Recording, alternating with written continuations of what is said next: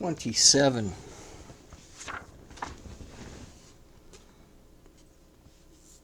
Such talk was interrupted by a fire which on the night preceding the Quintquarters broke out around the Forum, and in a number of places simultaneously.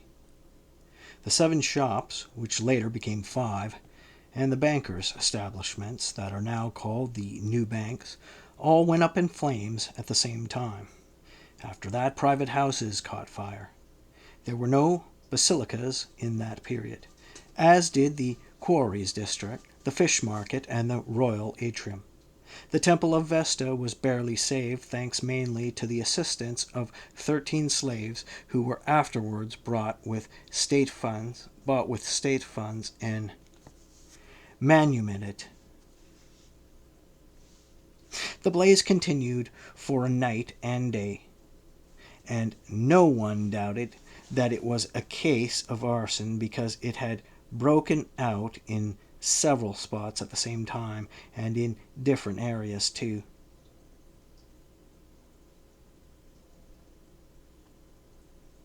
The blaze continued for a night and a day, and no one doubted that it was a case of arson because it had broken out in several spots at the same time and in different areas too.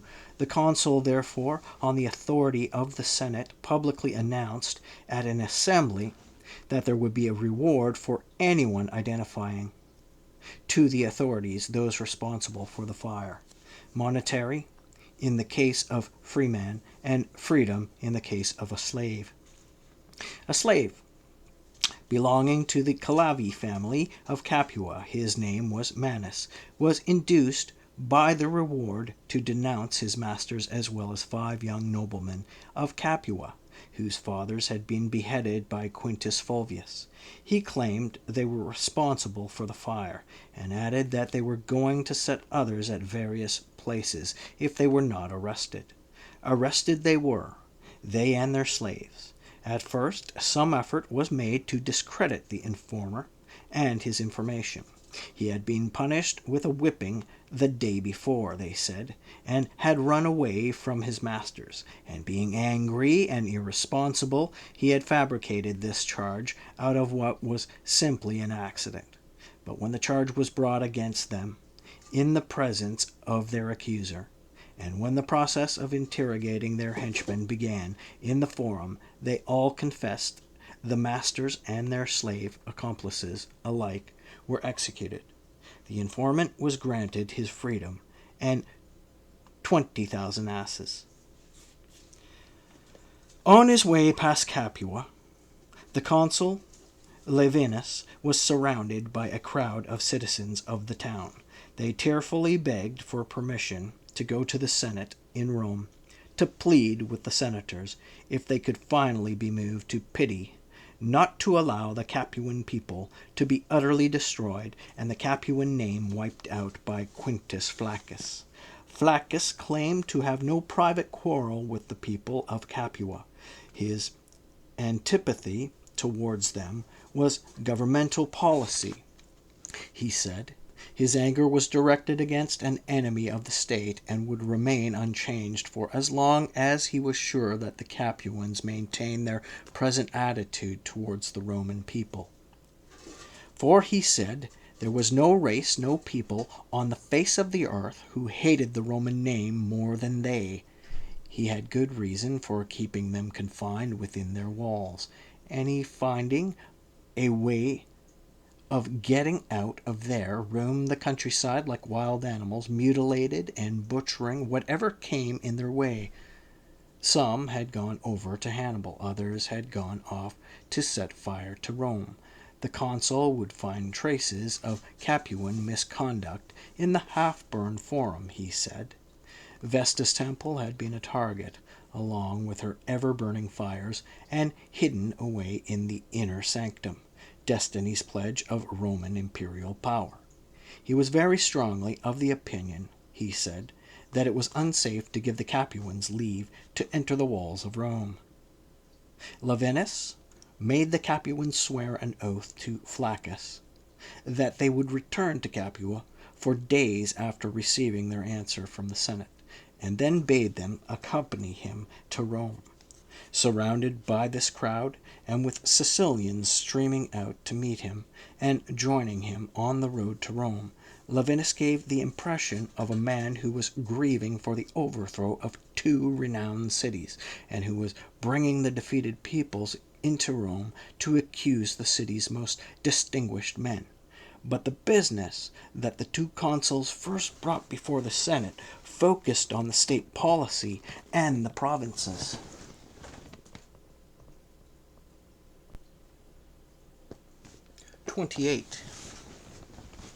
At the meeting, Laevinus gave an account of the situation in Macedonia and Greece, and of how matters stood with the Aetolians, Acarnanians, and Locrians.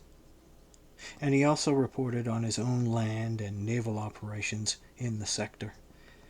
Philip had been set to invade Aetolia, he said, but had been driven back into Macedonia by him, and had withdrawn deep into the center of his realm.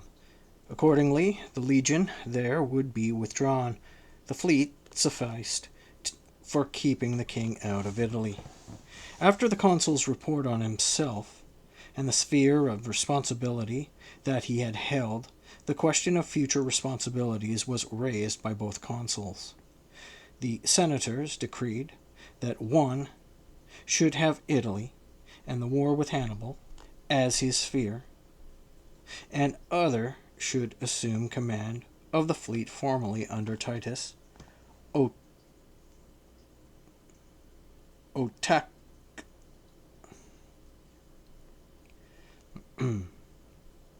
The senators decreed that the one should have Italy and the war with Hannibal as his sphere.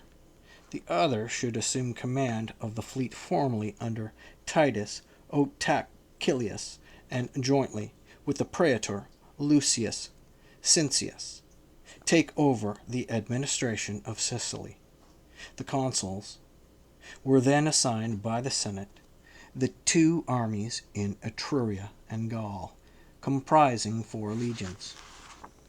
The 2 city legions of the previous year were to be dispatched to Etruria, the 2 formerly commanded by the consul Sulpicius to Gaul.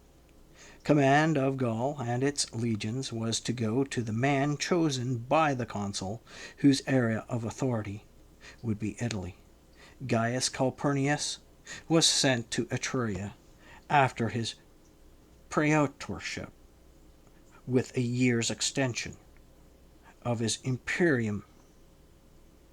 Quintus Fulvius was assigned Capua as his province, and his imperium was also extended for a year. Orders were given for the army made up of citizens and allies to be reduced in numbers, with a single legion of 5,000 infantry and 300 cavalry formed from the 2 then in operation, and the men with the longest service records being discharged. In the case of allies, 2, only 7,000 infantry and 300 cavalry were to remain operative. The same principle of length of service also being applied here in discharging veterans. In the case of Gnaeus Fulvius, consul the previous year, no change was made in either the allocation of Apulia as his province, or in the army that he had been commanding. He merely had his imperium extended for a year. Fulvius's colleague, Publius Sulpicius, was instructed to demobilize his entire army, with the exception of his ships' crews. Likewise, there were orders for the army under the command of Marcus Cornelius in Sicily to be demobilized on the consul's arrival in the province. The praetor Lucius Cincius was given the veterans of Cannae, representing about 2 legions, for the occupation of Sicily. For Sardinia, the praetor Publius Manlius Volso was also assigned that number of legions. These were the legions that Lucius Cornelius had commanded in that same province the year before. The consuls were given orders to raise the city legions without enlisting anyone who had been in the army of Marcus Claudius, Marcus Valerius, or Quintus Fulvius, and within the total number of Roman legions that year exceeding 21. 29. After these resolutions of the Senate, the consuls proceeded to the sortition of provinces. Sicily and the fleet fell to Marcellus, Italy and the war against Hannibal to Laevinus. The Sicilians had been awaiting the sortition, standing in full view of the consuls, and this result came as a blow to them, like a second capture of Syracuse. The result was that their sobbing and tearful remarks immediately made people turn to look at them, and later on set tongues wagging. For these men went around to the homes of senators dressed as mourners, declaring that if Marcellus went back there with Imperium, every group in their delegation would leave Sicily altogether, and not just their own hometowns. They had done nothing to deserve this implacable rancor towards them earlier, they said, and what would his anger drive him to now, when he knew that Sicilians had come to Rome to complain about him? Better for that island to be engulfed by the flames of Aetna, or swallowed up by the sea, than to be virtually surrendered to a personal enemy for punishment.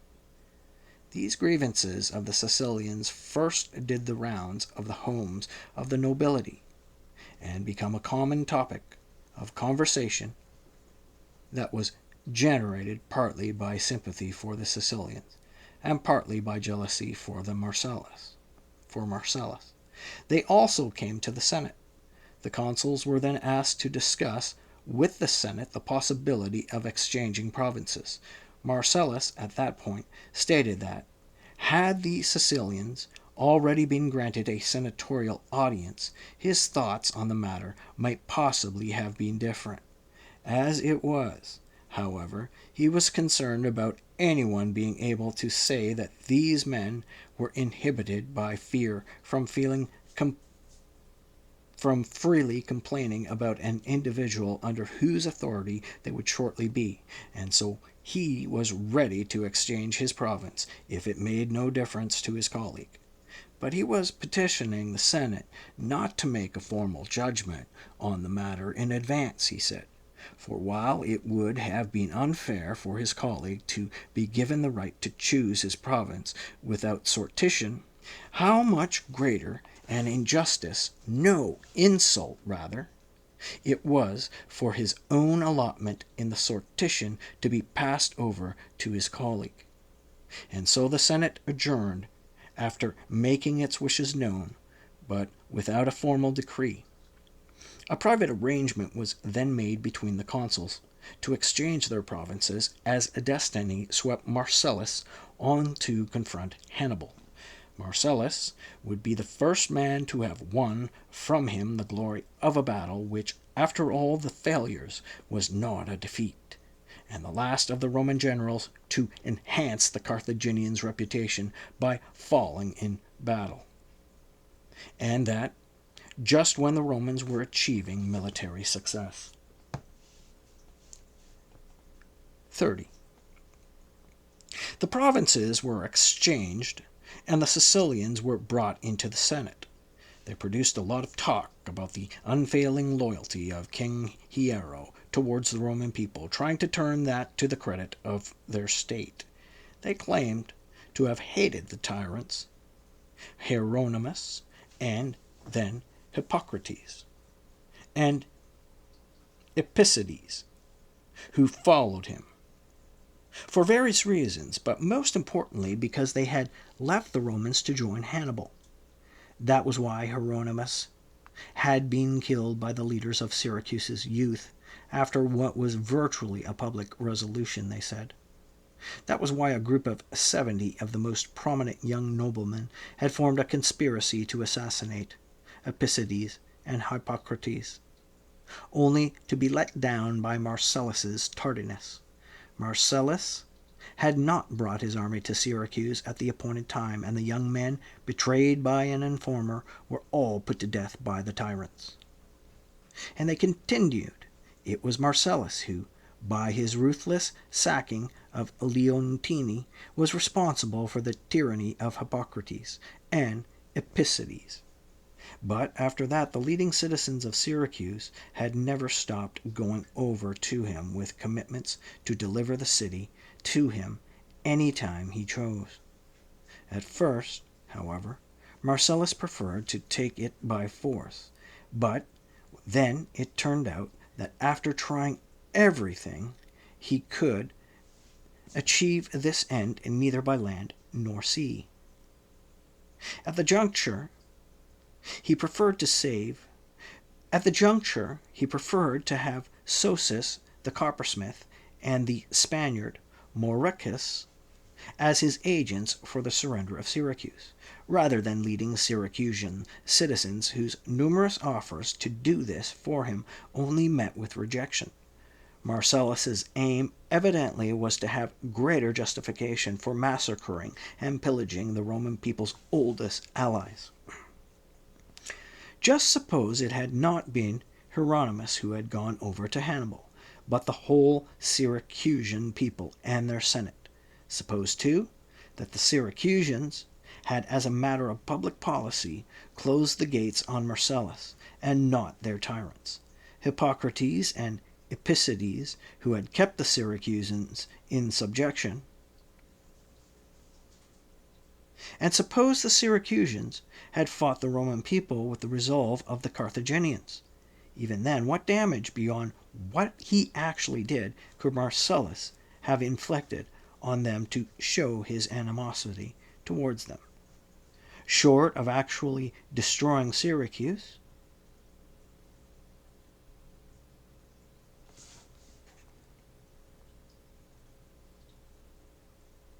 even then, what damage beyond what he actually did could Marcellus have inflicted on them to show his animosity towards them, short of actually destroying Syracuse? At all events, they said, the people of Syracuse had been left nothing but their city's walls and looted buildings, and the gods' temples, which had been broken into and robbed, with the removal of the very statues of the gods and their ornaments. Many, too, had seen their property confiscated, to the point where they had not even bare land to support themselves and their families with the remnants of their pillaged fortunes. Their plea to the conscript fathers, they concluded, was that if everything could not be returned, they could at least order what could be found and identified to be restored to their owners. When they had finished their complaints, Lavinus told the Syracusans to leave the temple so the senators could discuss their petition. "No, let them stay," declared Marcellus, "so that I can give them my response face to face. For those of us fighting your wars for you, members of the Senate, are evidently required to face the accusations of those whom we have defeated in battle, and to have the 2 cities captured this year impeaching us, Capua Fulvius and Syracuse Marcellus." 31. The Sicilian embassy was therefore brought back into the Senate House, and the consul Marcellus spoke as follows: "Senators, I have not so far forgotten the eminence of the Roman people and this imperium that I hold that I, a consul, would deign to defend myself before accusers who are Greeks, not if it were a matter of a charge being brought against me personally. However, it is not, and I myself did that is However, it is not what I myself did that is under investigation. In the case of an enemy, my actions, whatever they are endorsed by the rules of war. But what those people ought to have suffered If they were not our enemies, then it makes no difference whether my violation of Syracuse occurred just now or in the time of Hiero. But if they defected from the Roman people, drew their swords for an armed attack on our spokesman, closed up their city and fortifications, and used a Carthaginian army to defend themselves against us, who can protest against their suffering acts of aggression when they have committed such themselves? I turned down an offer from leading Sicilians to surrender the city. I regarded Sosis and the Spaniard Mauricus as better people whom to entrust a matter of such importance. You people are not in the lowest order of Sicilian society, since you can criticize the humble condition of others. And yet, who amongst you promised to open the gates to me? Who promised to let my armed forces into the city? You hate and abhor those who did it, and not even in this place do you leave off disparaging them. So far were you from taking any such action yourselves. Senators, the low status of the people in question, which those men used to denounce them, itself constitutes the most solid argument that no one wanting to serve our republic has been turned away by me. Besides, before I blockaded Syracuse, I attempted to establish a peace treaty by sending spokesmen to them as well as by going to parley with them. But then I saw they showed no reluctance to maltreat my spokesman, and I was getting no response, despite going personally to meet their leaders at the gate. And that was the point at which I finally took Syracuse by armed force, after I had gone through many hardships on land and sea. As for what befell the Syracusans after the capture, they could more justifiably lodge that complaint with Hannibal and his defeated Carthaginians than with the Senate of the victorious people. As for me, senators, if I had been intending to deny that Syracuse was sacked, then I would never have used its spoils to beautify the city of Rome. In terms of individuals, I know that what I took from them or gave them as victor is justified by the rules of war, as well as the merits of each case. Whether or not you ratify these settlements that I have made is more a concern for the state than it is for me. My responsibility has been loyally discharged, but it is a matter of importance for the state that you not make other leaders more phlegmatic in future by failing to ratify my acts. And since you have now heard in our presence what both the Sicilians and I had to say, senators, we shall both leave the temple together to let the Senate discuss the issues more freely in my absence.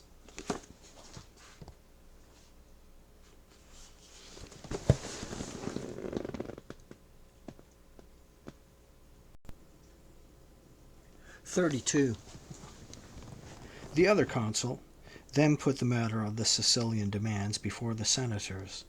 Opinions were long divided, and most of the Senate were of the opinion, of which Titus Manlius Torquatus was the leading advocate, that they should have opened hostilities against the tyrants, who were the common enemy of both the Syracusans and the Roman people. The city's surrender should have been accepted, and it should not have been taken by force, they felt. Its surrender accepted, it should have been shored up by the restoration of its earlier constitution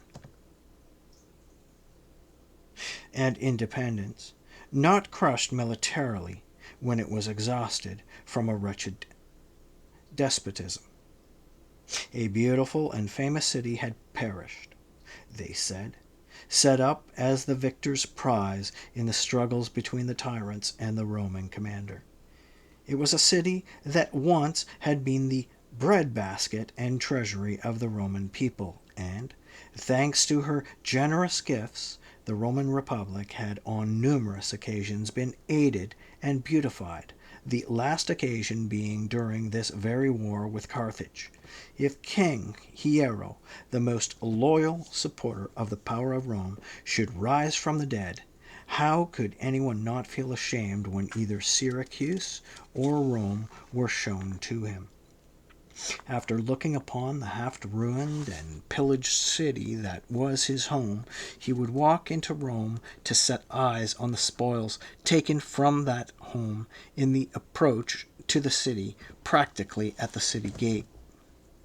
The similar remarks, were made with the purpose of arousing animosity against the consul and pity for the Sicilians, but the senators nevertheless showed discretion in their decree.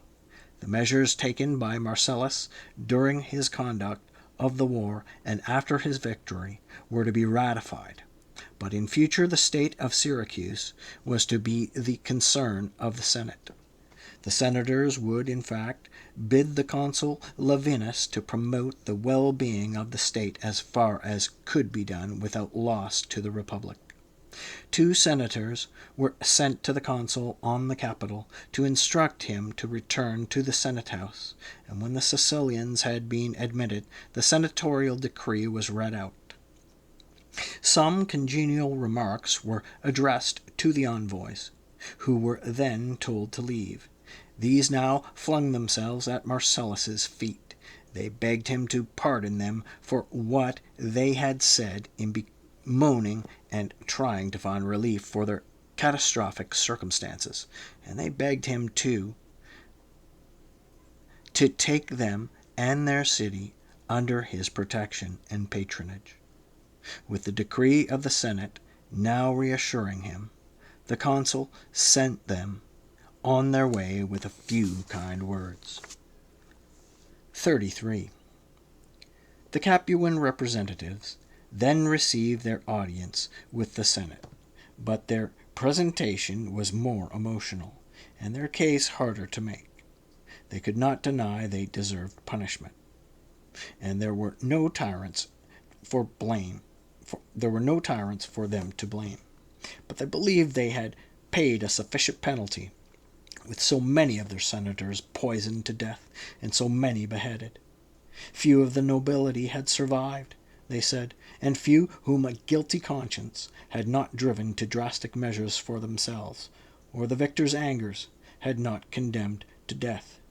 And so they begged for freedom for themselves and their families, along with some portion of their belongings. They were Roman citizens, they said, several of them connected to Rome by marriage, and now even by blood relationships, too, thanks to the intermarriage they had long enjoyed.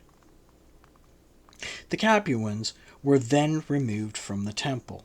For a while the senators wondered whether Quintus Fulvius should be brought from Capua, for the consul Claudius had died after the city's capture, so the matter could be discussed in the presence of the commander responsible for the operation, as had been done in the case of Marcellus and the Sicilians.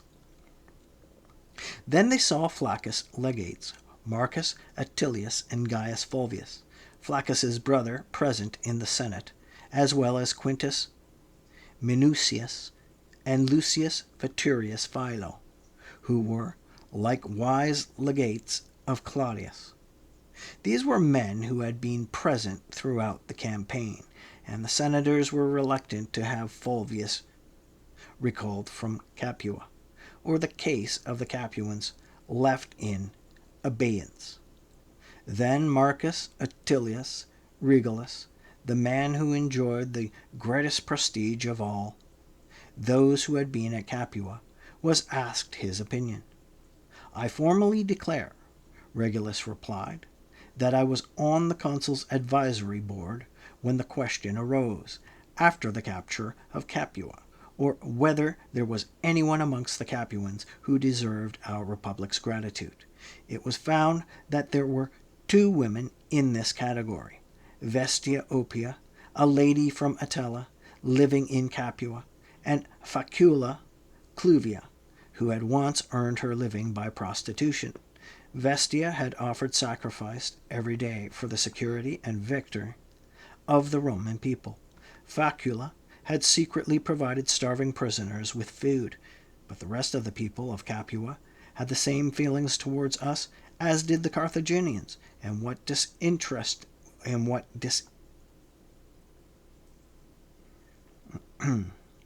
But the rest of the people of Capua had the same feelings towards us as did the Carthaginians, and what distinguished the men beheaded by Quintus Fulvius from the others was their rank rather than their guilt.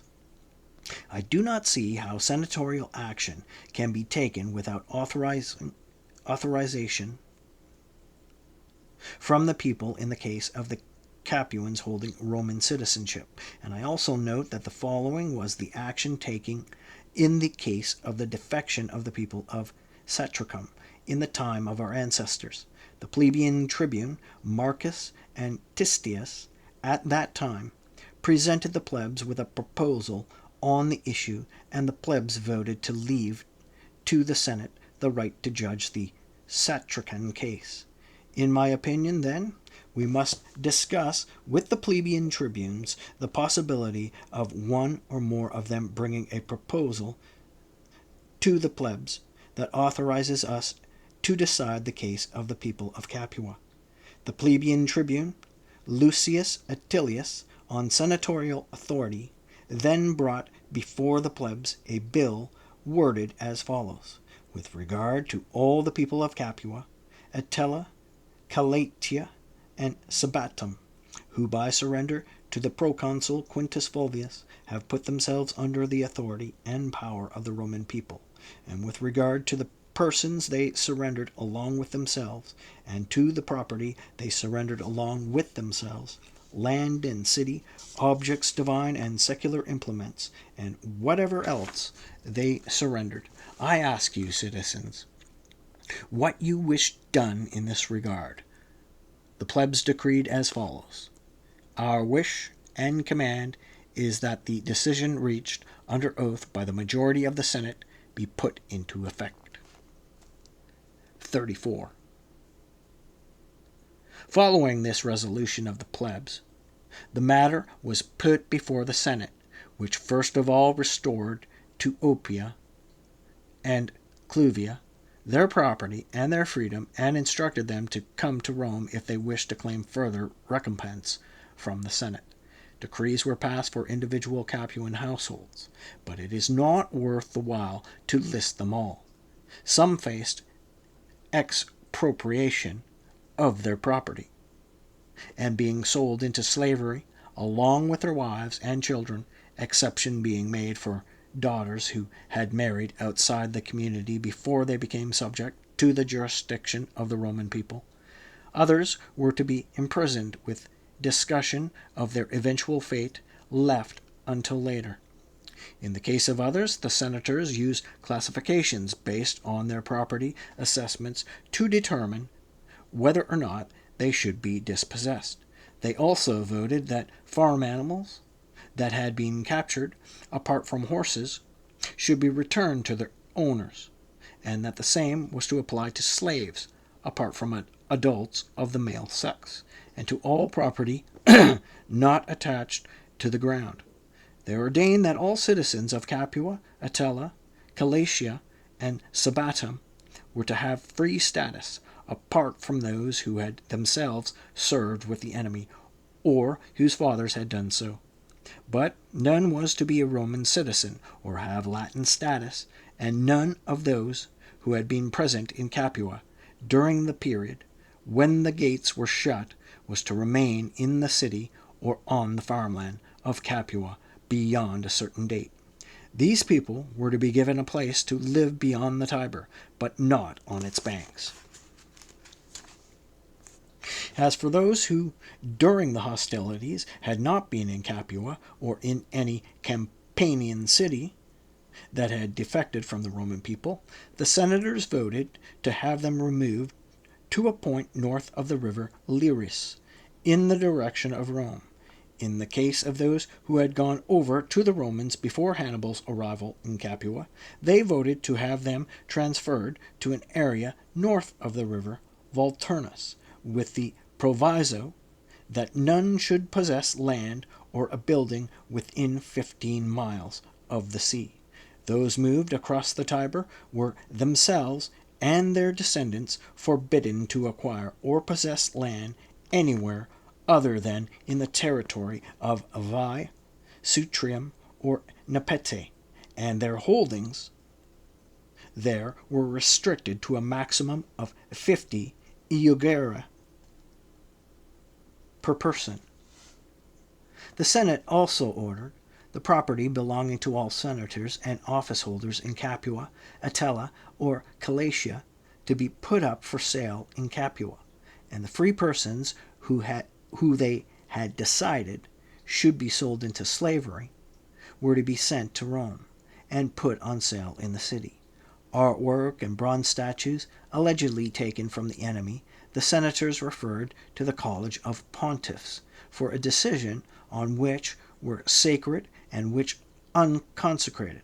Thanks to these decrees, the Capuans, when the senators dismissed them, were rather more despondent than they had been in their arrival in Rome. And now their complaints were directed not at Quintus Fulvius' cruel treatment of them, but at the unfairness of heaven and their own abominable future fortune. And now their complaints were directed not at Quintus Fulvius' cruel treatment of them, but at the unfairness of heaven and their own abominable fortune. 35. After the Sicilian and Capuan delegations had been dismissed, troop mobilization got under way. Then, once the army had been enrolled, the question of increasing the complement of oarsmen came up for discussion. For this, there were insufficient manpower available, nor were there at that time any funds in the public purse for buying rowers and providing their pay. The consuls, therefore, proclaimed that private individuals should, as had been done earlier, provide the oarsmen along with their pay and 30 days' worth of food rations, and do so on the basis of their property rating and their class. This announcement met with such a howl of protest and such indignation that what was lacking for a riot was not so much the conditions as a leader. The consuls, people claimed, had now picked on the common folk of Rome after the people of Sicily and Capua. As their next victim for ruin and persecution, drained. The consuls' people claim had now picked on the common folk of Rome, after the people of Sicily and Capua, as their next victim for ruin and persecution. Drained year after year by tribute, they were now left with nothing but their land, and that was bare desert, they said. The enemy had burned their houses, and the state had appropriated the slaves that worked their land, buying them up cheaply for the army or else commanding them as oarsmen. All silver or bronze in anyone's possession had been taken from him to pay oarsmen and the annual taxes. And now there was no coercion, no authority by which they could be forced to give what they did not have. The state could sell their property and maltreat their bodies, which was all that remained to them. They had nothing more with which they could even be ransomed.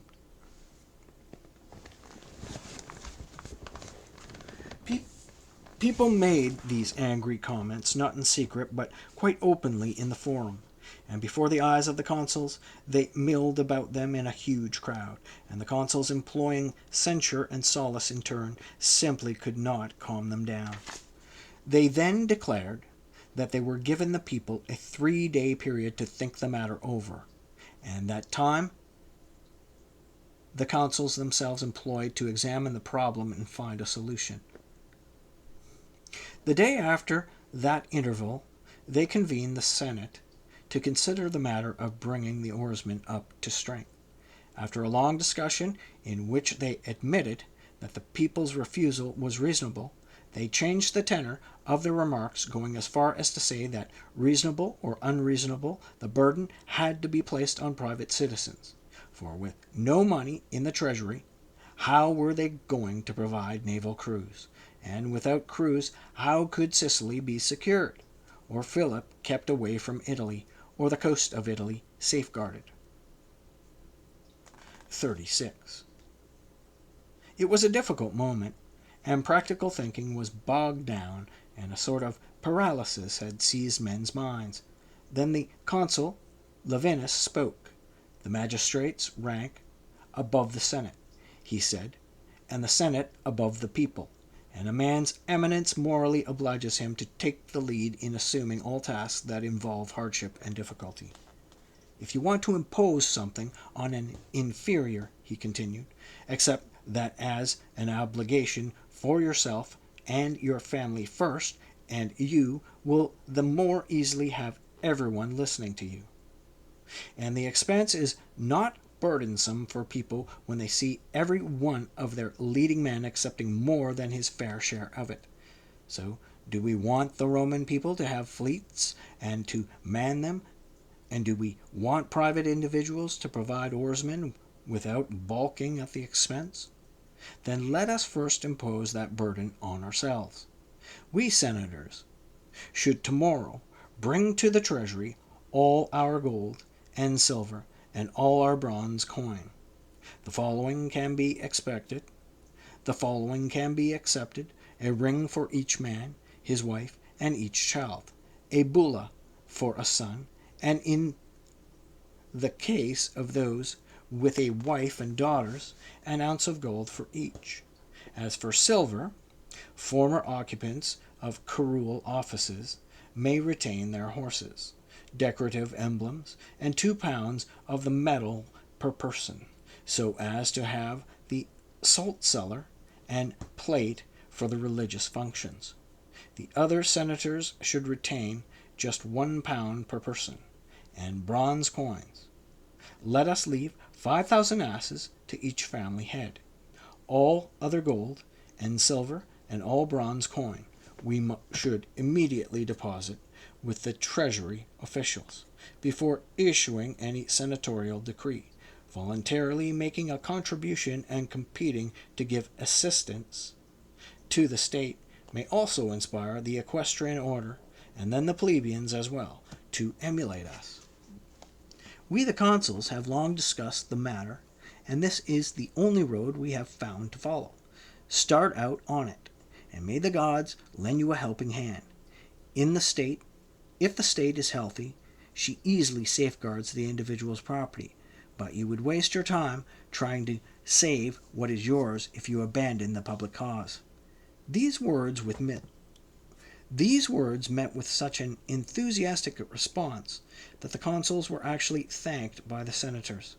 After the Senate was adjourned, every member brought to the treasury his own gold, silver, and bronze, and so heated was their rivalry to have their names listed first, or amongst the first, on the public records, that the treasury officials were incapable of taking the deposit, or the secretaries of recording them. The equestrian order responded with the same unanimity as the Senate, and the plebs followed the equestrian class. Thus, with no senatorial edict and no pressure from the magistrate, the republic was short of neither oarsmen to make up the complement, nor the money to pay them. When all the preparations for war were completed, the consuls left for their provinces.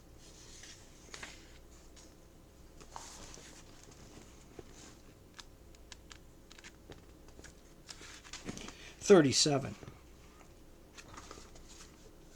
There was no other point in the war at which the Carthaginians and Romans, both experiencing a variety of fortunes, were fluctuating so much between hope and fear.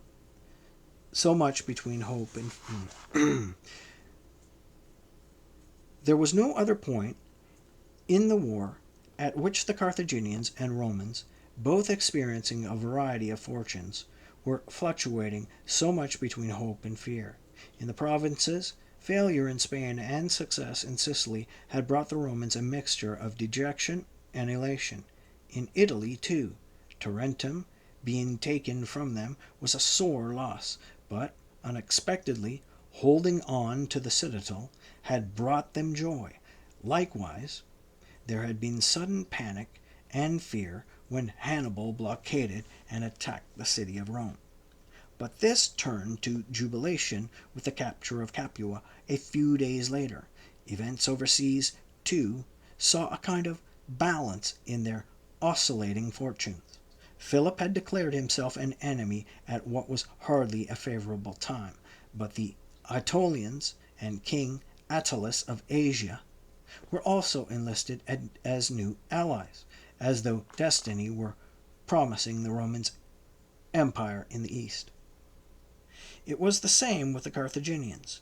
They felt their capture of Tarentum compensated for the loss of Capua, and while they prided themselves on having reached the walls of the city of Rome without resistance, they were galled by the failure of the enterprise. They felt embarrassed, too, at being regarded with such contempt that while they were actually sitting at the walls of Rome, a Roman army was being led off to Spain through another gate. There were also the Spanish provinces, where two great Roman commanders and their armies had been slaughtered. The closer the Carthaginians had come to hopes of finishing the war in that theater and driving the Romans from there, the greater their exasperation that their victory had been rendered null and void by Lucius Marcius, a stopgap commander. So fortune was evening things up, and everything hung in the balance on both sides, with hopes and fears as alive as if they were actually starting the war at that moment.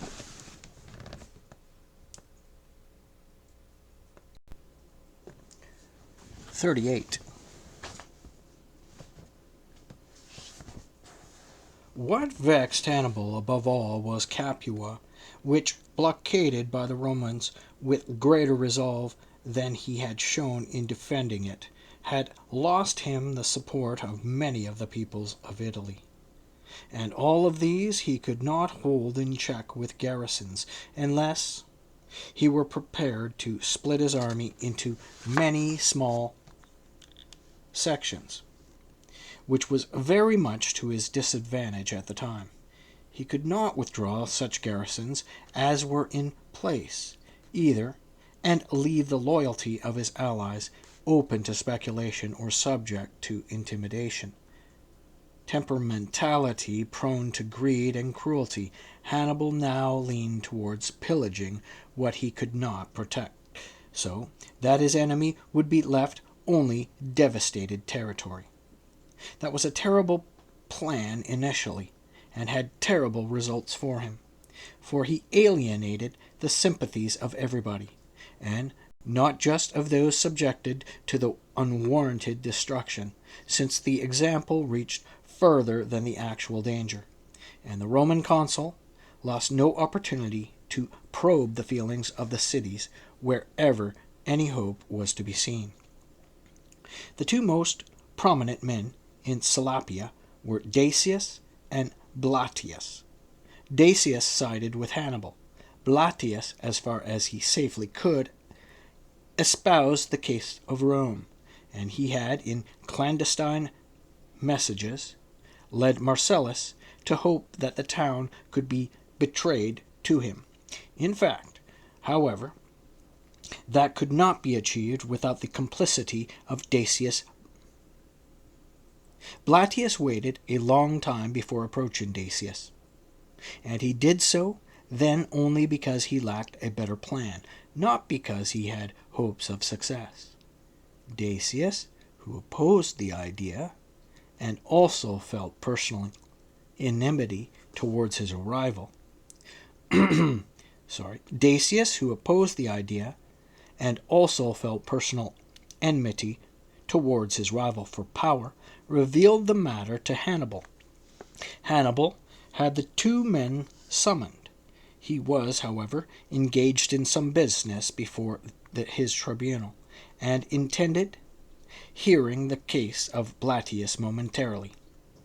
As the two men stood there, accuser and accused, with the public removed, Blatius proceeded to bring up again with Decius the matter of betraying the town. And indeed, Decius, thinking the truth was obvious, cried out that he was being propositioned to turn traitor right before Hannibal's eyes. To Hannibal and those present, the very brazenness of such an act made the charge all the more implausible. It was simply a case of rivalry and personal hatred, they decided, and the charge was being brought because, inasmuch as there could be no witness, there was greater scope for fabrication. The men were therefore dismissed. Blatius, however, did not abandon his bold design until, by continually drumming the idea into Decius's ears and explaining how it would benefit themselves and their homeland, he convinced him that the Punic garrison, comprising 500 Numidians, should be delivered to Marcellus, along with Salapia. The delivery could not be brought off without great loss of life, for the Numidians were by far the bravest horsemen in the entire Punic army. Thus, although the move came as a surprise, and the Numidians could not make use of their horses within the city, they nevertheless took up their arms in the fracas and attempted a sortie. Then, unable to get out, they went down fighting to the bitter end, with no more than 50 of them falling into the hands of the enemy alive. Far more damaging to Hannibal than the loss of Salapia was the loss of this contingent of horsemen. Never, therefore, did the Carthaginian enjoy superiority in what was hitherto his greatest strength, his cavalry. 39. At this time, too, the food shortages in the citadel of Tarentum were almost beyond endurance. The Roman garrison in place there, and Marcus Livius, who commanded the garrison and citadel, had all their hopes centered on provisions sent from Sicily, and to safeguard the transport of these along the Italian coastline, a fleet of some 20 ships was riding at anchor off Rhegium. The man in charge of the fleet and the supplies was Decimus Quinctius, who was of undistinguished background, but who, as a result of many brave exploits, had an outstanding reputation as a soldier. Initially, Quinctius had 5 ships, the largest of them 2 triremes, that had been put under his command by Marcellus. Later, his energetic conduct being frequently in evidence, a further 3 vessels were given to him. Finally, by personally requisitioning from the allies, from Rhegium, Velia, and Paestum, ships due under treaty, he built up the fleet of 20 ships noted above. This fleet had set off from Rhegium when at Saproportus, about 15 miles from the city of Tarentum, Democritus, confronted in with a like number of Tarentine vessels. As it happened, the Roman commander was advancing under sail, not suspecting a fight ahead. He had, however, taken on a full complement of oarsmen in the area of Croton and Sybaris, and was now in possession of a fleet extremely well manned and well armed, given the size of its vessels. And then, by chance, the wind dropped entirely at the very moment that the enemy came into view. This meant that Quinctius had time to stow the rigging and get his oarsmen and fighters ready for the forthcoming engagement. Rarely have conventional fleets clashed with such ferocity, for they were fighting to decide something greater than their own fate. The Tarentines, who had, after nearly a century, recovered their city from the Romans, were now fighting to liberate the citadel as well, and they were hoping to cut their enemy's supply line by depriving them with a naval battle of his dominance at sea. The Romans, who had held on to the citadel, were fighting to demonstrate that their loss of Tarentum had nothing to do with strength and courage, but was the result of treachery and deceit. The signal now went up on both sides, and the vessels charged each other with their prows. There was no backing water with the oar, no permitting the enemy to break free whenever they grappled a ship that they overtook. They engaged at such close quarters that it became almost hand-to-hand fighting. The battle fought as much with the sword as with projectiles. The prows remained locked together, the sterns being swung round by the oars on the enemy ship. So closely grouped were the ships that hardly any weapons thrown landed harmlessly in the sea between them, and like lines of infantry, they pushed against each other front to front, with the fighting men able to move from ship to ship. The engagement that stood out from all the others, however, was that between the two ships, that clashes at the head of the lines. In the Roman vessel was Quintius himself, and the Tarentine was Nico, who was surnamed Perco. This man loathed the Romans, and was in turn detested by them, and this animosity was as much a personal as a public matter, for Nico belonged to the faction that had betrayed Tarentum to Hannibal, as Quintius was fighting and simultaneously urging on his men. Nico took him by surprise and ran him through. When the Roman fell headlong over the prow, still holding his weapons, the victorious Tarentine leaped smartly over to the Roman ship, which was now in confusion after the loss of its leader. He pushed back the enemy, and when the prow was in Tarentine hands and the Romans crowded together, were having little success defending the stern, a second enemy trireme suddenly appeared astern. Caught between the two, the Roman vessel was captured. The sight of the flagship being taken struck panic into the others. Fleeing in all directions, some were sunk on the open sea, and others hurriedly rowed to shore. Soon became plunder for the people of Thurii and Metapontum. As for the freighters, following with the supplies, only a small fraction fell into enemy hands. The others oriented their sails in different directions to catch the shifting winds and sailed out to sea. The Tarentines were nothing like as fortunate in the fighting at Tarentum during that period. Some 4,000 men who had gone out on a foraging expedition were roaming at large through the fields.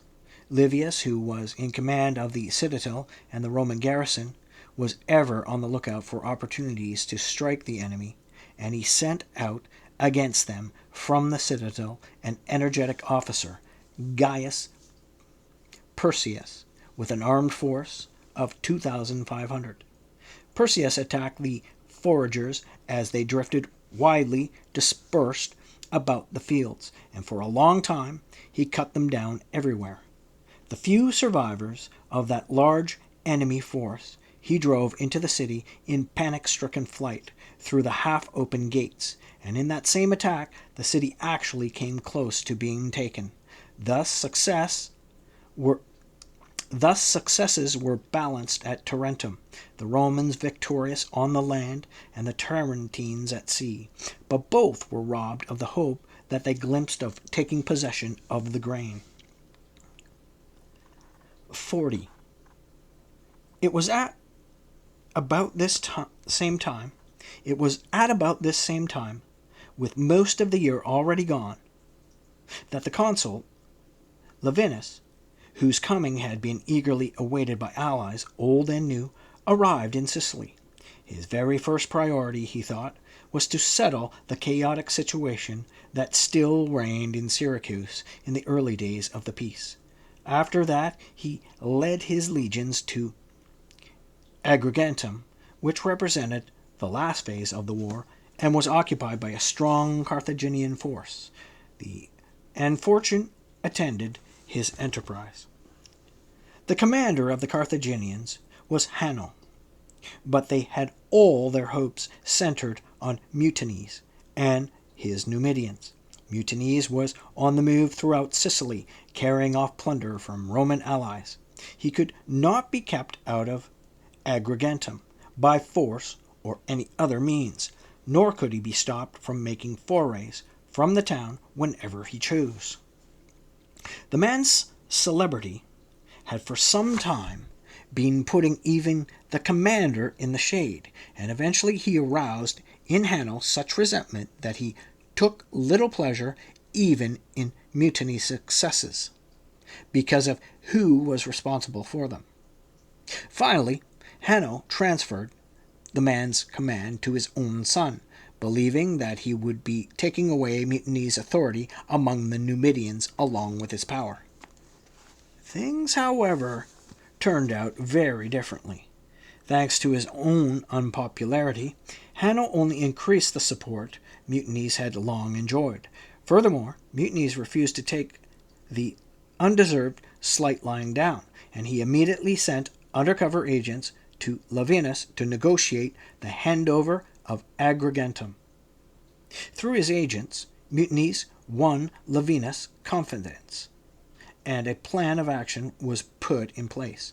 The Numidians then took control of the gate facing the sea, expelling or killing the guards, and let into the city some Romans sent expressly for the purpose. The Romans proceeded in a column towards the town center and the forum, raising a great clamor, and Hanno, thinking it was merely the Numidian troops making a noisy protest, as had happened before, went forth to quell the disturbance. But there, in the distance, he caught sight of a crowd much too large to be the Numidians, and Roman shouts, with which he was not at all unfamiliar, came to his ears. He fled before he came within range of the weapon, slipping out of the gate that lay on the far side of the city, and taking Epicides as his companion, he came down to the sea with a few men. There, fortuitously, they came upon a small sailing vessel, and, abandoning Sicily to their enemies, a prize for which they had fought for so many years, they crossed to Africa. The large numbers of Carthaginians and Sicilians left behind did not even try to put up a fight. They fled wildly and blindly, but found the exits blocked, and were killed close to the gates.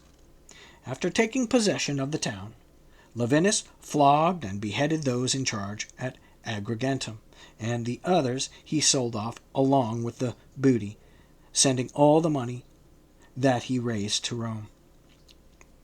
When word of the disaster that had overtaken the people of Agrigentum spread through Sicily, there was everywhere a sudden shift of sympathies in favor of the Romans. 20 cities were soon sold out to them, and 6 more taken by force, while about 40 came under Roman protection through voluntary surrender. The consul meted out to the leading men of these communities such rewards and punishments as they deserved, and forced the Sicilians finally to lay down their arms and turn their attention to farming the land. His policy was designed not only to make their island sufficiently fertile to support its inhabitants, but also to have it alleviate problems of the grain supply of the city of Rome and of Italy, as it had done on many occasions in the past. After that, Lavinus sailed over to Italy, taking with him a disorderly crowd of men from Agatharna. There were 4,000 of them, a ragtag bunch of all sorts of unsavory individuals, exiles, debtors, and many who had committed capital offenses when they had been living in their own communities and under their own lands. And after similar fortunes had, for various reasons, concentrated these men in Agatharna, they had been making a living by robbery and pillage.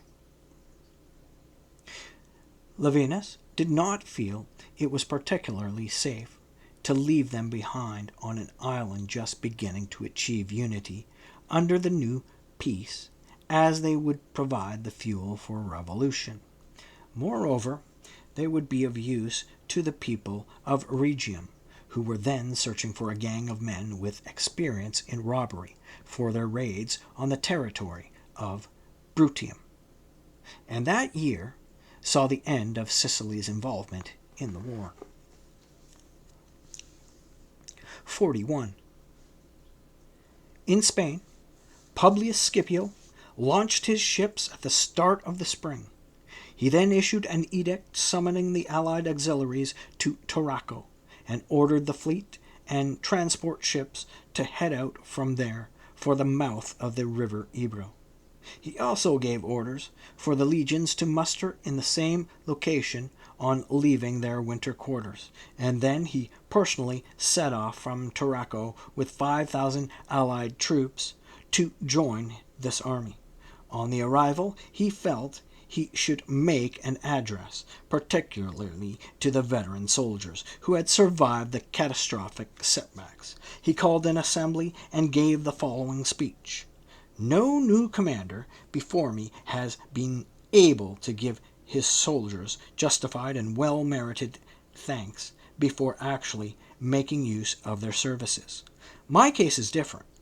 Before I even set eyes on my province or my camp, fortune put me in your debt. First, there was your great dedication to my father and uncle during their lifetime and after their deaths, and then your valor in keeping secure for me their successor, and for the Roman people a province that was as good as lost after their terrible defeat. Now, thanks to heaven's blessings, the aim of our present preparations and the steps we are taking is not to permit us to remain in Spain ourselves, but to make sure that the Carthaginians do not. They are designed not to permit us to stand before the banks of the Ebro to keep the enemy from crossing, but to allow us to cross it ourselves and take the war over it.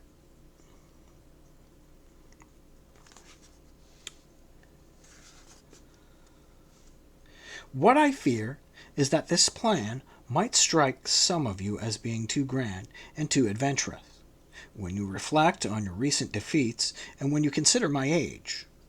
No one is less able than I am to expunge from his thoughts the battles lost in Spain. My father and my uncle were killed within 30 days of each other, our family visited with deaths piled one on the other. Being left on one's own with almost no family breaks the spirit, and yet the good fortune and valor of our commonwealth forbid me to lose all hope for the final outcome. Our lot, granted to us by some divine providence, is to emerge victorious after defeat in all our major wars. I ignore the examples of old, Porsenna, the Gauls, the Samnites, and I shall start with the Punic Wars. How many were the fleets?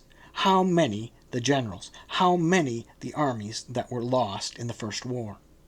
And what am I to say of this one?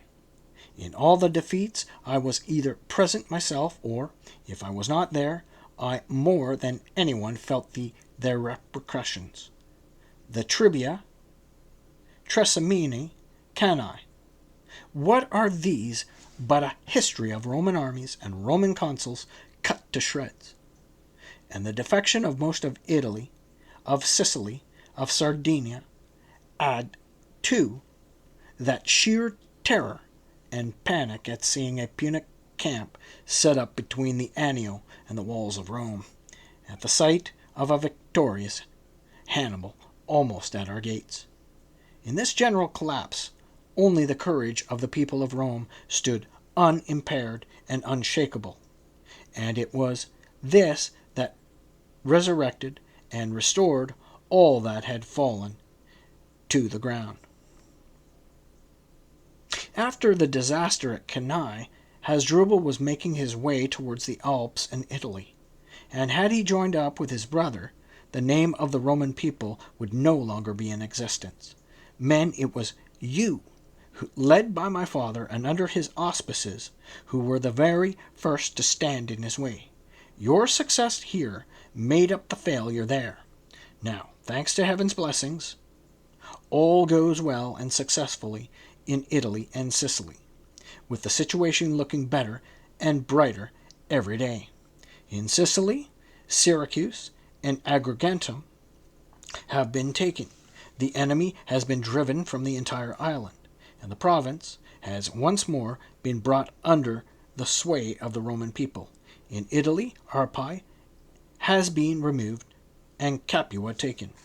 Hannibal has made his whole journey from the city of Rome in panic-stricken flight, and has been forced back into the farthest corner of Bruttian territory. His prayers to the gods are now for nothing more than that he be granted a safe retreat and withdraw from the land of his enemies. Men, when defeat followed hard on the heels of defeat, and the gods were virtually standing alongside Hannibal, you join my parents here. Let me honor them equally with that title, to hold up the tottering fortunes of the people of Rome. So, what could be more irrational than that you, those very same men, should lack confidence when all goes well and successfully over there in Italy? I wish, too, that what happened recently were, for me, as free from grief. The immortal gods, the protectors of Roman power, were responsible for the centuries unanimously authorizing that the command be vested in me, and these same gods are now, by augury, auspices, and even nightly visions, predicting that all will go successfully and well, and my mind, which has been my greatest foreteller of the future up to now, also has a presentiment that Spain is ours, and in a brief while the whole Punic race will be driven from here, covering sea and land in humiliating flight. What my mind spontaneously predicts is also suggested by rational analysis of the facts. Persecuted by the Carthaginians, their allies send delegations to beg for our protection, and their 3 commanders, wrangling almost to the point of mutiny, have drawn their armies away from each other in 3 directions, going into widely separated areas of the country. The bad luck that recently afflicted us is now descending on them.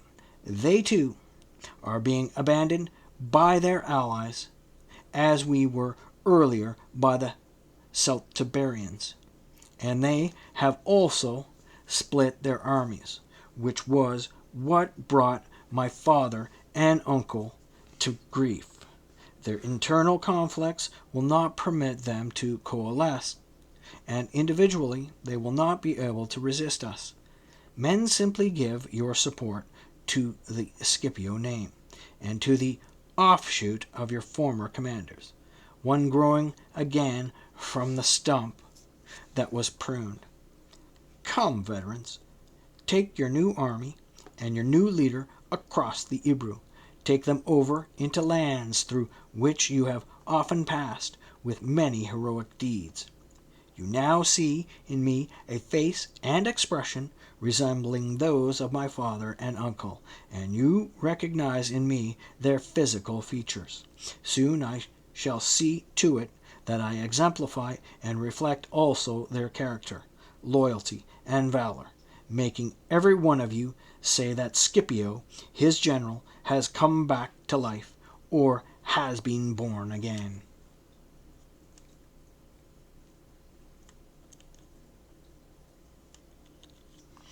"42. With these words, Scipio sparked the enthusiasm of the men, leaving Marcus Silanus with 3,000 infantry and 300 cavalry to safeguard the region. He crossed the Ebro with all the other troops, which amounted to 25,000 foot and 2,500 horse. Since the Punic armies had withdrawn into three widely separated regions, some pressed him to attack the one closest to them.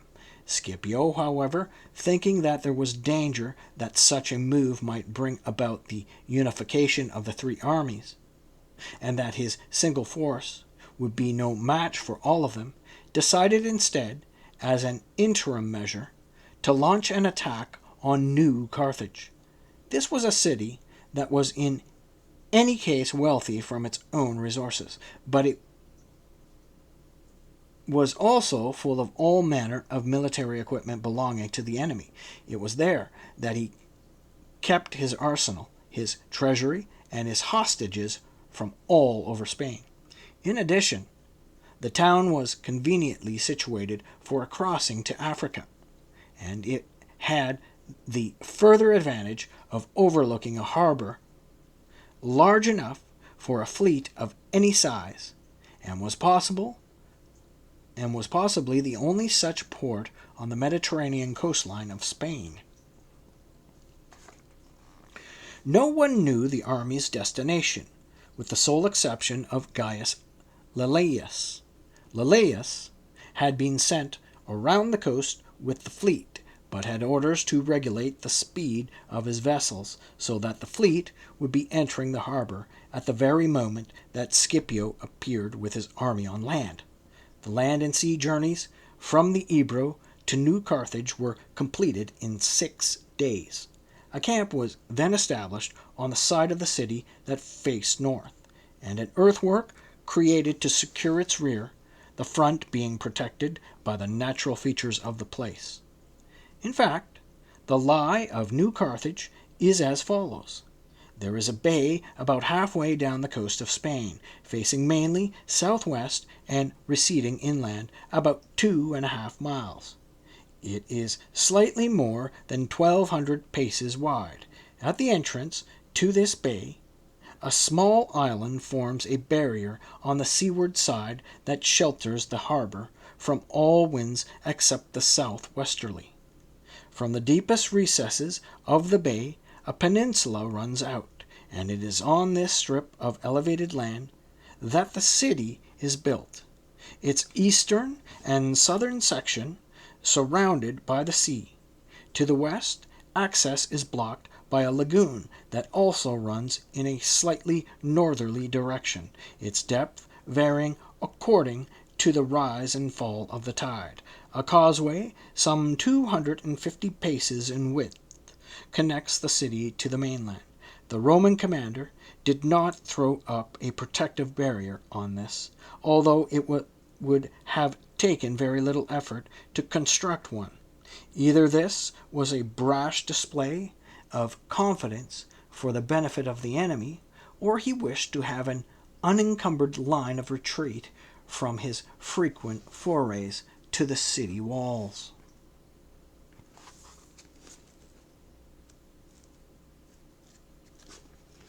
"43. When he had completed all the necessary defense works, Scipio went on to deploy his vessels in the harbor, as though making the point that there was also a naval blockade in force. Taken by boat around the fleet, he warned the ship's captains to maintain a strict vigil at night. An enemy under siege, he told them, made every kind of move, and at every possible opportunity at the start of the operation. He then went back to the camp to explain to the soldiers the reasoning behind his decision to commence his campaign with an offensive against the city, and also to give them hope of taking it by his words of encouragement. Calling an assembly, he made the following address. Men, if anyone believes that you have been brought here only for an assault on a single city, that man's assessment is more accurate with regard to the effort you face than the advantages to be gained.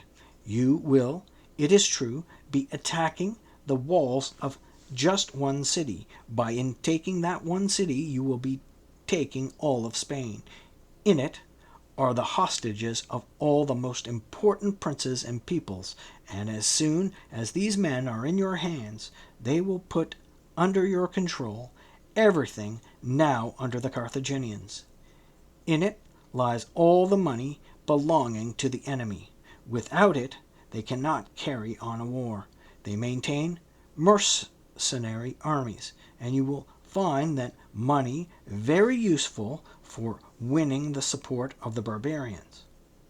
In it are their artillery, their arsenal, their weapons, all their military equipment. This will mean you being well provided with equipment and the enemy deprived of it. In addition, we shall take possession of a city of great beauty and wealth, and one which, at the same time, has the great advantage of an excellent harbor, through which everything needed for the war can be supplied by land and sea. And while we shall ourselves enjoy these great assets, we shall also be depriving our enemies of much greater ones. This is their stronghold, their granary, their treasury, their armory. This is where they have everything stored. The direct crossing from Africa is to this city, and this is their only anchorage between the Pyrenees and Gades. From here, Africa threatens the whole of Spain. But since I see you drawn up in formation, let us cross over to attack New Carthage with all our strength and with confidence. And when all the men cried out in one voice that this was what they should do, he led them to New Carthage and then ordered an assault by land and sea.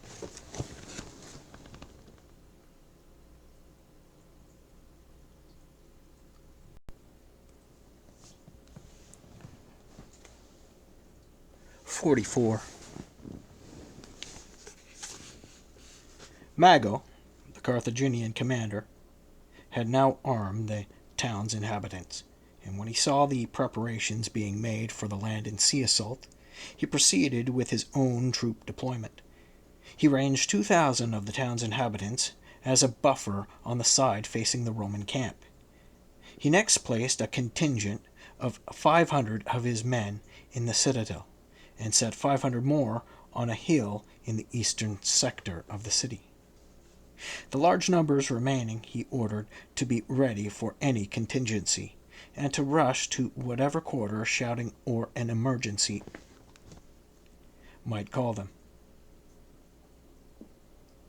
He then threw open the gate, and sent forth the men whom he had deployed on the roadway leading towards the enemy camp, on the instructions of their commander himself. The Romans gave way a little so that they would be closer to the reinforcements that were to be sent in during the actual combat. At the start, in fact, the two lines stood their ground, not unevenly matched. Then continuous waves of reinforcements sent in from the Roman camp not only turned the enemy to flight, but put such pressure on them as they fled that, but for the recall being sounded, it looked as if the Romans would have broken into the city, intermingled with the fugitives. The consternation on the battlefield was actually no greater than that throughout the city. Many of the guard posts had been abandoned in panic-stricken flight, and the walls had been deserted, their defenders having leaped down by the shortest route they could find. Scipio, who had mounted a hill that they call the Hill of Mercury, saw that the fortifications were at many points stripped of their defenders. He ordered everyone to be summoned from the camp. All were to advance to assault the town and bring ladders. Scipio himself had 3 sturdy young men cover him with their shields, since weapons of all kinds were now flying in large numbers from the walls, and he pushed ahead towards the city.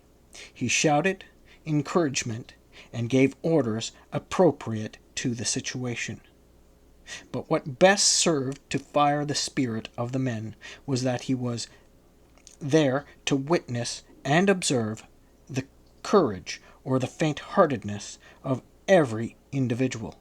As a result, the men rushed forward, facing wounds and missiles, and neither walls nor the soldiers standing on them could stop them racing each other to clamber up.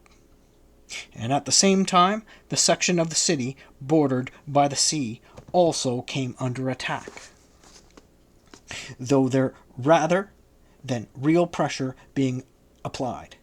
It was just a chaotic scramble, as the troops landed and swiftly put ashore ladders and men, and as they hurried to clamber ashore by the quickest path, they simply got in each other's way, thanks to their haste and rivalry. 45. In the meantime, the Carthaginian commander had once more manned the walls with troops, and these had at their disposal a large quantity of javelins drawn from their immense arsenal. But neither men, nor their javelins, nor anything else provided as effective a defense for the walls as did the walls themselves.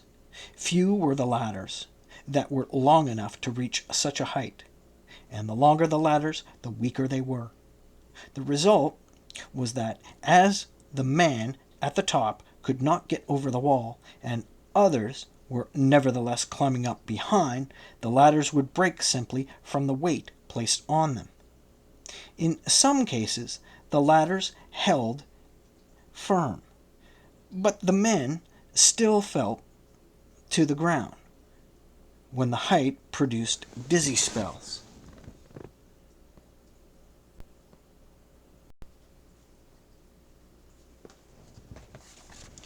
Men and ladders were dropping all over, and the confidence and enthusiasm of the enemy were increasing with their success. Accordingly, the retreat was sounded, giving the beleaguered citizens hope, not only of an immediate break from their arduous struggle, but for the future too. The city, they thought, could not be taken by scaling ladders and encirclement, while siege works were a difficult proposition, and one that would give the Carthaginian commanders time to bring them assistance.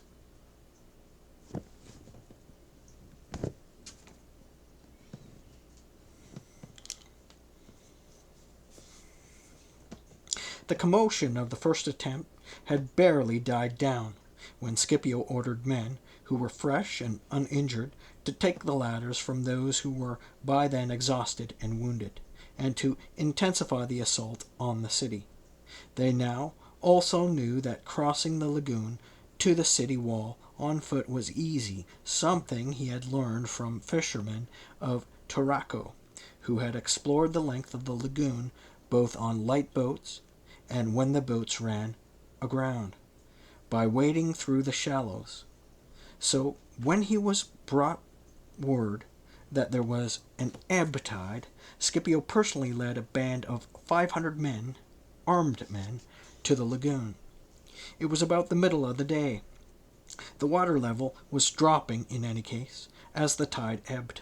But in addition, there was also a brisk north wind that had arisen and was helping to sweep the receding waters of the lagoon in the same direction as the tide. This had exposed the shallow areas so much that at some points the water came up to the navel, and at others barely to the knees. Scipio had worked this out by careful observation and reason, but he made it out to be a miracle and a case of divine intervention. The gods, he said, were turning back the sea to make a way over for the Romans. They were draining the lagoon and bringing into view paths on which man had never set foot. And he bade them follow the lead of Neptune, who would guide them on their journey and reach the walls by taking a path right across the lagoon. 46. Those making the landward approach to the town were facing enormous difficulties. It was not simply the height of the walls that impeded the Romans' progress. The enemy also made stories that had them under fire from both sides, so that, as they pushed forward, they faced greater danger from the flanks than from the front. By contrast, the 500 on the other side of the town found it easy crossing the lagoon and then climbing to the top of the wall. The wall was not built up there, as the protection offered by its very location on the lagoon inspired sufficient confidence, and the Romans were faced with no outpost of armed men and no sentries. Everybody was concentrating on bringing assistance to where there was an obvious threat. The men thus entered the city without opposition, and headed as quickly as they could for the gate at which all the fighting was concentrated. Everybody's attention was focused on this. In fact, the eyes and ears of the combatants and those watching and encouraging them were so absorbed with it that none realized the city had been taken behind them until javelins came raining down on their backs, and they had the enemy attacking them front and rear. That threw the defenders into a panic. The walls were taken, and the breaking down of the gate got under way both inside and out. Soon, when the leaves of the gate had been cut down and hacked to bits, so as not to obstruct their passage, the soldiers mounted their charge. There were also large numbers scaling the walls, but these then veered off to butcher civilians, while the men who had entered by the gate advanced in battle formation to the forum through the city center, accompanied by their officers and preserving their ranks. Scipio now observed that the enemy were fleeing in two directions. Some were heading eastwards towards the hill occupied by the 500-strong garrisons. Others were making for the citadel, to which Mago himself had also beaten a retreat with almost all the soldiers who had been driven from the walls. Scipio, therefore, sent some of his troops to storm the hill, and others he led in person to the citadel. The hill was taken with the first charge. Mago tried to hold the citadel, but when he saw that the whole city had been overrun by the enemy, and that the situation was hopeless, he too capitulated, surrendering the citadel and its garrison. Until the surrender of the citadel, the slaughter continued throughout the city, and no adult male meeting the Romans was given quarter. Then the signal given, the bloodbath ceased, and the visitors turned to the plunder, an enormous assortment of all sorts of things. 47. Approximately 10,000 free persons of male sex were taken prisoner. Of these, Scipio released those who were citizens of New Carthage, restoring to them their city and such property as the war had left them. There were also about 2,000 men who were skilled tradesmen. These, he declared, would be state property of the Roman people, and added that they could hope for early emancipation if they were diligent in their work of providing war materials. All the others, large numbers of young resident aliens and able-bodied slaves, he put in the service of the fleet, to make up the numbers of his oarsmen. And he had also increased the size of the fleet with 18 captured vessels. In addition to the mass of people, there were also the Spanish hostages, and these were treated with as much respect as if they were the children of allies. The quantity of military equipment taken was enormous. There were 120 catapults of the largest dimensions and 281 smaller ones, 23 large-scale and 52 smaller-scale ballistics. A huge number of the larger and smaller scorpions, and of weapons and projectiles, and 74 military standards. Large amounts of gold and silver were brought to the commander. There were 276 golden dishes, nearly all of them a pound in weight. There were 18,300 pounds of silver, in bullion and coin, and a large number of silver vessels. All this was weighed and counted, and then put in the charge of the quaestor, Gaius Flaminius. There were 400,000 measures of wheat and 270,000 of barley. 63 transport vessels were overpowered and captured in the harbor, some with their cargoes of grain and weapons, as well as bronze and iron, sail linen rope, and other materials for equipping a fleet.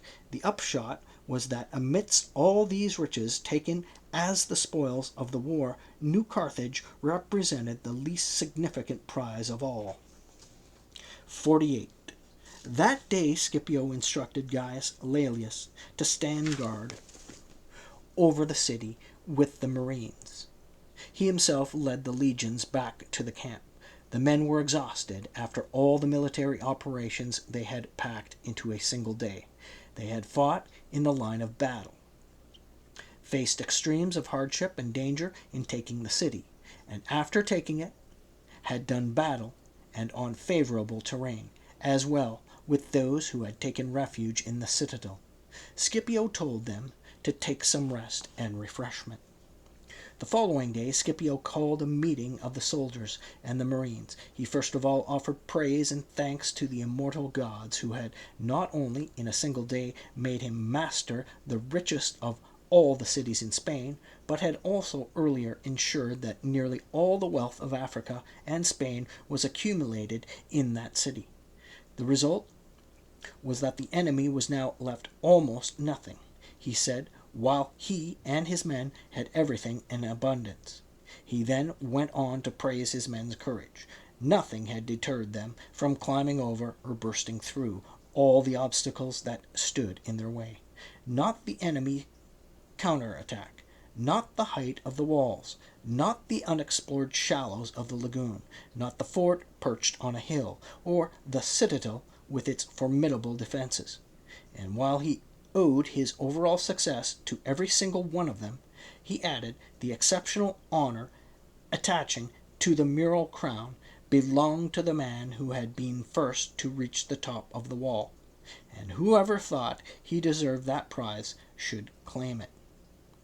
There were two claimants, Quintus Trebellius, a centurion of the 4th Legion, and Sextus Digitius, a marine. But the competition between the two men was less heated than the fanatical support that each had generated in the other men of the corps to which he belonged. The Marines had Gaius Laelius as their champion, the legionaries Marcus Sempronius Tuditanus. The dispute was verging on mutiny, and Scipio announced that he would appoint 3 judges to examine the case, hear witnesses, and render a decision on who had been the first over the wall into the town. Gaius Laelius and Marcus Sempronius represented their respective parties, and to them Scipio and Publius Cornelius Caudinus as a disinterested third.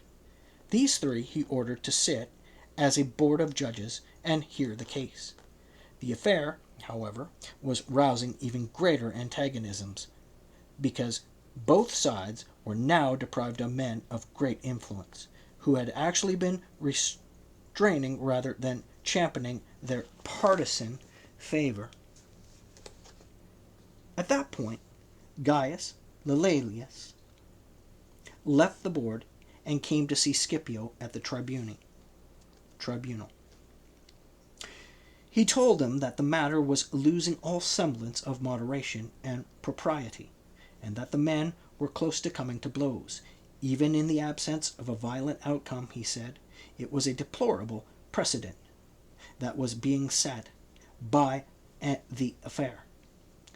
For duplicity and perjury were being employed in a contest for a prize for gallantry. The legionaries stood on one side, he continued, the marines on the other, and they were ready to swear by all the gods to what they wanted to be true, rather than what they knew to be true, and to make not just their own persons guilty of perjury, but their military standards, their eagles, and the sanctity of their oath of allegiance as well. He added that he was bringing this matter before Scipio on the advice of Publius Cornelius and Marcus Sempronius. Scipio warmly commended Laelius and called the men to assembly. There he announced that he was reliably informed that Quintus Trebellius and Sextus Digitius had reached the top of the wall at the same moment, and so he was awarding mural crowns to both men for their valor. He then made awards to the rest in accordance with their service and bravery in the field. Gaius Laelius, admiral of the fleet, he honored above all others with every kind of commendation, putting him on a level with himself and awarding him a golden crown with a gift of 30 oxen. 49. Scipio then had the hostages from the Spanish communities summoned to him. The number of these I am reluctant to put on record, as I find it set at about 300 in one source and at 3,724 in another. There is as much discrepancy between the historians on other items too. One records that the Punic garrison was 10,000 strong, another that it was 7,000, and yet another that it was not more than 2,000. In one source, I find the number of prisoners taken as 10,000, in another more than 25,000. If I follow the Greek author Silenus, I should put at about 60 the number of larger and smaller scorpions that were captured. If I follow Valerius Antius, then there were 6,000 larger scorpions and 13,000 smaller ones. So unbridled is the fabrication of historians. There is no agreement even about commanders. Most claim that Laelius commanded the fleet, though some say it was Marcus Junius Silanus. Valerius Antius informs us that it was Irenaeus who commanded the Punic garrison and surrendered to the Romans. Other writers say that it was Mago.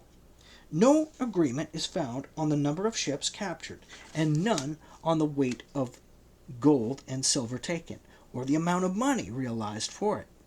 If one must agree with some of these sources, figures halfway between the extremes seem closest to the truth. When the hostages were summoned to him, Scipio first told them all to be of good cheer. They had, he said, come into the power of the Roman people, who prefer to secure people's support by kindness rather than fear, and to have foreign nations joined to them in a loyal bond of alliance, rather than downtrodden in wretched servitude. After that he took the names of their communities and made an inventory of the prisoners, itemizing the numbers that belonged to each people. He then sent messengers to their homes with instructions for persons to come to recover their relatives. In the cases where ambassadors of the communities were present in town, he restored the hostages to them on the spot. The others he put in the care of the quaestor Gaius Flaminius, who was told to treat them kindly. As this was going on, an elderly woman emerged from the midst of the crowd of hostages. She was the wife of Mandonius, who was the brother of Indibilis, chieftain of the Elargetes. She threw herself in tears at the commander's feet, and proceeded to beg him to give stricter injunctions to the guards about caring for and dealing with the female hostages. When Scipio replied that the woman would certainly go short of nothing, the woman replied, "What are you talking about matters little to us, for how important in a plight like this is not having enough. It is another worry that torments me as I consider the tender years of these ladies, for personally I am now out of danger of such assault as is made on a woman." Surrounding the women were the daughters of Indibilis, at the peak of their youth and beauty, and other women of similar high birth, all of whom respected her like a mother. "Thanks to my own discipline and that of the Roman people," Scipio replied, "I would in any case guard against the desecration of anything in our keeping that is considered sacred. But the courage and dignity of you ladies now make me even more scrupulous in this. Even in misfortune you have not forgotten the respect due to a lady."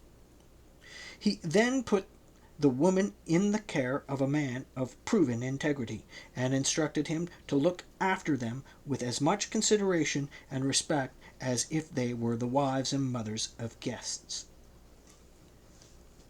50. After this, a female captive was brought to Scipio by the soldiers, a grown girl of such strikingly good looks that she caught the eyes of all wherever she went. Scipio made inquiries about her home and parents, and one of the pieces of information he received was that she was engaged to a chieftain of the Celtiberians, a young man named Eleusis. He immediately had the parents and the fiancée summoned from her homeland. But meanwhile, he was told that the young man was desperately in love with his intended bride. So immediately on the fiancé's arrival, Scipio addressed him in terms more carefully chosen than he did the parents. "It is as one young man to another that I address you," he said, "so that there may be less self-consciousness in this conversation between us. Your fiancée was brought to me as a prisoner by our soldiers, and I was told that you were very much in love with her, something which her looks made quite understandable. Now, I would myself like to be pardoned for loving a fiancée too deeply, if I were granted the opportunity to enjoy the pleasures appropriate to my age, especially a correct and lawful love, and if affairs of state had not taken up all my attention instead, something I can do, I give support to your love. Your fiancée has in my care received the respect that she would receive from her own parents, your future parents-in-law. She has been kept intact for you so that she could be given to you as a gift, inviolate, as befits my dignity and yours. In return for that gift, I ask only this: be a friend of the Roman people, and if you think I am a good man, with the sort of personality that the tribes here earlier came to know in my father and uncle, then rest assured that there are many like us in the Roman state. Rest assured, too, that one could not cite a nation in the world today that you would like less to have as your enemy, or like more to have as your friend." The young man was overwhelmed with both embarrassment and delight. He took Scipio's hand and called on all the gods to show him gratitude on his behalf, since he himself had nothing like the means to express his thanks as he would wish, or as Scipio's kindness to him deserved. After that, the girl's parents and relatives were summoned. Since the girl was being returned to him free of charge, and they had brought a weighty quantity of gold for her ransom, they began to implore Scipio to accept this as a personal gift from them. They would, they swore, feel no less grateful if he accepted than they were for his returning the girl undefiled. Since they were so insistent, Scipio agreed to accept the gift, and gave orders for it to be set at his feet. Then calling Eleusis to him, he said, You will be receiving a dowry from your father-in-law, but in addition, this will be yours from me as an extra wedding gift." And he told him to pick up the gold and keep it. The young man was then sent home delighted with the gift and with the honor paid to him, and there he filled the ears of his compatriots with well-merited eulogies of Scipio. A young man had come who was very much like the gods, he said, a man who was victorious everywhere thanks to his generosity and kindness, as much as his military power. Eleusis then held a troop levy amongst his dependents, and within a few days returned to Scipio with 1,400 hand-picked horsemen. 51. Scipio kept Lelius with him for as long as he needed his advice on the disposal of the captives and hostages, and the booty. When all had been arranged to his satisfaction, he gave him a quinquereme, and put on board with him, as prisoners of war, Mago and about 15 senators, who had been taken along with him. who had been taken along with him. He then sent him to Rome to announce the victory. As for Scipio, the few days he had decided to remain in New Carthage he used for drills for his naval and land forces. On the first day, the legions underwent armed maneuvers over a distance of 4 miles. On the second, they were ordered to see to the servicing and cleaning of their arms before their tents. On the third, they used wooden swords to fight a simulated pitched battle, and javelins tipped with a ball for throwing practice. On the fourth, they were allowed to rest, and on the fifth, they had armed maneuvers again. The cycle of work and rest they kept up the whole time they remained in Carthage.